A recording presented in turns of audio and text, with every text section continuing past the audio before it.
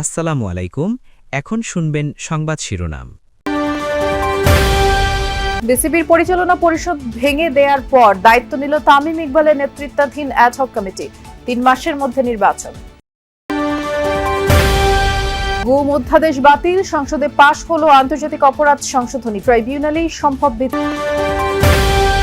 সংবিধান সংস্কারে ১১ দলের নতুন ধারাবাহিক কর্মসূচি ঘোষণা। নেতাদের অভিযোগ গণভোট উপেক্ষা করে জাতিকে হতবাক করেছে বিএনপি। লালবাগ থানার আশরাফুল হত্যা চেষ্টা মামলায় সাবেক স্পিকার শিরিন শারমিন কারাগারে। রিমান্ড শুনানি শেষে আওয়ামীপন্থী আইনজীবীদের। এতক্ষণ শুনছিলেন সংবাদ শিরোনাম। এখন শুনবেন বিস্তারিত। বিসিবির বর্তমান পরিচালনা পর্ষদ ভেঙে দিয়েছে জাতীয় ক্রীড়া পরিষদ। বিপরীতে সাবেক অধিনায়ক তামিম ইকবালকে সভাপতি করে গঠন করা হয়েছে ১১ সদস্যের অ্যাডহক কমিটি। আগামী ৩ মাসের মধ্যে নির্বাচিত কমিটি উপহার দিতে বলা হয়েছে অ্যাডহক কমিটিকে। আইসিসিকে বিষয়টি অবহিত করেছে এনএসসি। এদিকে দায়িত্ব পেয়ে সন্ধ্যায় বিসিবিতে আসেন তামিম। এর আগে বিদায় নেন আমিনুল ইসলাম। মাঠের ক্রিকেটের মতোই অস্থির সময় যাচ্ছে দেশের ক্রিকেট বোর্ডে। ক্ষমতার পালাবদলের রেসে এবার সভাপতি চেয়ারে আরও এক নতুন মুখ। ফারুক বুলবুলের পর রিলে ব্যাটন এখন আরেক সাবেক অধিনায়ক তামিম ইকবালের হাতে। মঙ্গলবার হঠাৎই আসে আমিনুল ইসলাম বুলবুলের নেতৃত্বাধীন বোর্ডের বর্তমান পরিচালনা পর্ষদ ভেঙে দেওয়ার ঘোষণা। বিসিবি নির্বাচন যথাযথ প্রক্রিয়ায় না হওয়ায় তদন্ত কমিটির সুপারিশে এমন সিদ্ধান্ত নেয় জাতীয় ক্রীড়া পরিষদ, যা আইসিসিকে মেইলের মাধ্যমে জানিয়েছে এনএসসি। বর্তমান বিসিবি কমিটি গঠনে নির্বাচন প্রক্রিয়ায় উল্লেখযোগ্য পরিমাণের দুর্বলতা ছিল, অনিয়ম ছিল। সেই প্রেক্ষিতে জাতীয় ক্রীড়া পরিষদ ইতিমধ্যেই বিশ্ব ক্রিকেট নিয়ন্ত্রণ সংস্থা আইসিসির নিকট একটি ইমেল পাঠিয়েছে। সেই ইমেলে এই কমিটিকে ভেঙে দেওয়ার সিদ্ধান্ত জানানো হয়েছে। পাশাপাশি তামিম ইকবালকে সভাপতি করে ১১ সদস্যের নতুন অ্যাডহক কমিটি ঘোষণা করেছে এনএসসি। কমিটির অন্য সদস্যরা হলেন ইসরাফিল খসরু, রাশনা ইমাম, মির্জা ইয়াসির আব্বাস, সাইদ ইব্রাহিম আহমেদ, মিনহাজুল আবেদিন, আতহার আলী খান, তানজিল চৌধুরী, সালমান ইস্পাহানি, রফিকুল ইসলাম ও ফাহিম সিনহা। আগামী ৩ মাসের মধ্যে নতুন নির্বাচিত কমিটি উপহার দিতে বলা হয়েছে অ্যাডহক কমিটিকে।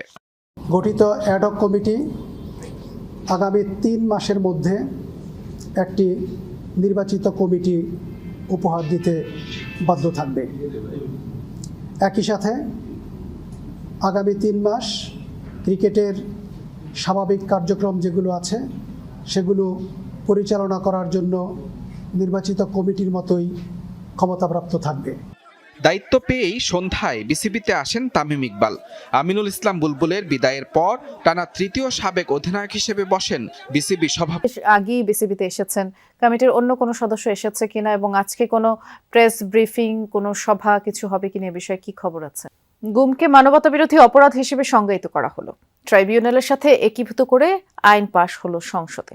বিলটি পাশের পর আইনমন্ত্রী বলেন, যারা গুমের বিচার নিয়ে সন্দিহান তাদের বিলটি পড়ে দেখা উচিত। বিলটি নিয়ে আপত্তি না থাকা সত্ত্বেও সব কথা বলায় আইনমন্ত্রীকে সতর্ক করেন সংসদের স্পিকার।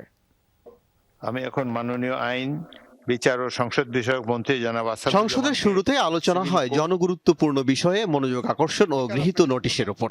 এরপরে আইন প্রণয়ন কার্যাবলী। মোহাম্মদ আসাদুজ্জামান মন্ত্রী, আইনমন্ত্রী Mohammad Asaduzzaman international crime tribunal amendment ২০২৬ সংসদে উত্থাপন করেন। এর সময় কার্যবিধিতে না থাকলেও বিলটি নিয়ে কথা বলা দরকার বলে জানান আইনমন্ত্রী।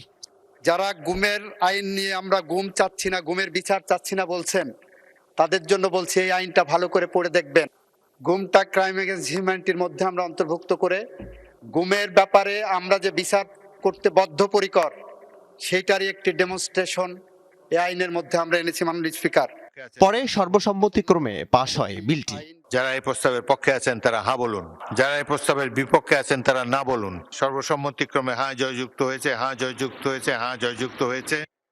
এরপর পয়েন্ট অফ অর্ডারে বিরোধী দলীয় নেতা আইন পাশের সময় গুম নিয়ে কথা বলাকে অনাহুত বলে উল্লেখ করেন। এই বিলটি পাশ করা প্রসঙ্গে মাননীয় আইনমন্ত্রী যে কথাগুলো বলেছেন, আমার কাছে এটা অনাহুত এবং এইটার সাথে আমি এটাকে সম্পৃক্ত মনে করি না। এই অংশটা না বললেই ভালো হতো। ওই নির্দিষ্ট সময় যখন আসবে তখন আলোচনায় আমরা অংশগ্রহণ করব। এখানে এই ব্যাপারে আর কিছু বলতে চাচ্ছি না। পরে আইনমন্ত্রীর দৃষ্টি আকর্ষণ করেন স্পিকার হাফিজ উদ্দিন আহমদ। মাননীয় আইনমন্ত্রী, এই সম্পর্কে তো কেউ আপত্তিও দেয় নেই।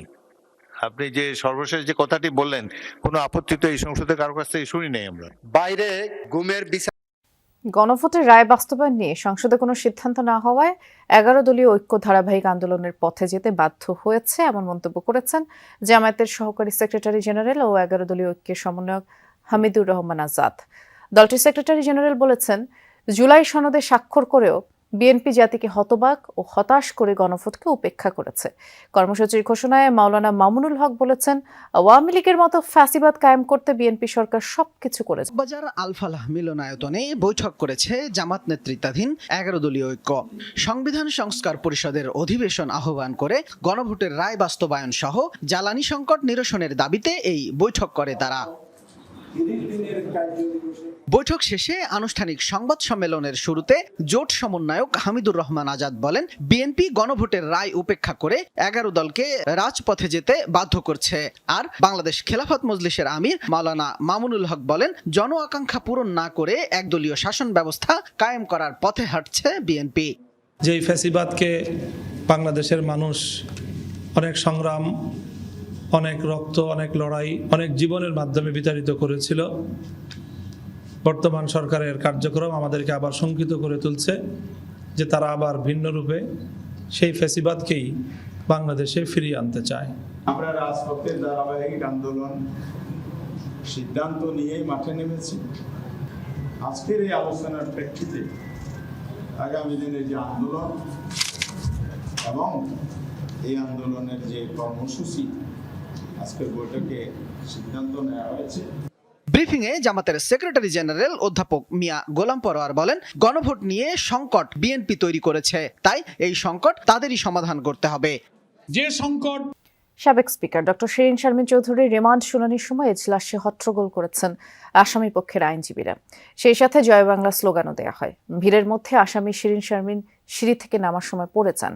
লালবাগ থানার আশরাফুল হত্যা চেষ্টা মামলায় সাবেক স্পিকার ডক্টর শিরিন শারমিন চৌধুরীর রিমান্ড ও জামিন নামঞ্জুর করে কারাগারে পাঠিয়েছেন আদালত। মঙ্গলবার ভোরে গ্রেফতারের পর তাকে দুপুরে কড়া নিরাপত্তায় লালবাগ থানার আশরাফুল হত্যা চেষ্টা মামলায় সাবেক স্পিকার ডক্টর শিরিন শারমিন চৌধুরীকে আদালতে হাজির করা হয়। এ সময় 2 দিনের রিমান্ড আবেদন করে ডিবি পুলিশ। তবে রিমান্ডের বিরোধিতা করে তার জামিন চান আসামিপক্ষের আইনজীবীরা। বিচারক রিমান্ড আবেদন নামঞ্জুর করে কারাগারে পাঠানোর নির্দেশ দেন।